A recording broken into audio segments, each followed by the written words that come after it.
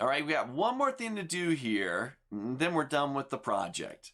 We've got to give the user an out, right? Right now it just loops and loops. We saw that. They don't even ask a question. They just hit their enter key in, right? But we want to quit the application if they don't type any question in and they hit the enter key. So we need to capture that, which we've actually already done using this variable QES. We made it equal to the input.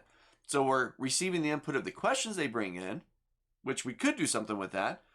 But we're also going to get, if they just hit their enter key and they don't ask a question, we get an empty string back, just 2 quotes. So we can build some logic here to determine if there wasn't a question asked. So still inside of my loop, I'm going to create an if. I'm going to say if quest is equal to nothing, an empty string. Close that, and I'll say, okay, if it is, then we're going to use the sys module that we imported earlier, and I'm going to use the exit method from sys. We'll just exit. Now, if it isn't empty, this is where I want to print out the magic response. Get rid of this empty space here. So if the input response comes back as empty, nothing there, we'll exit. Else, we're going to print out that random response. That's it. I'll save. Let me just resize my windows.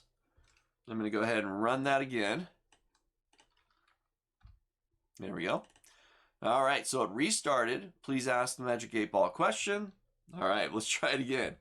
Will I strike it rich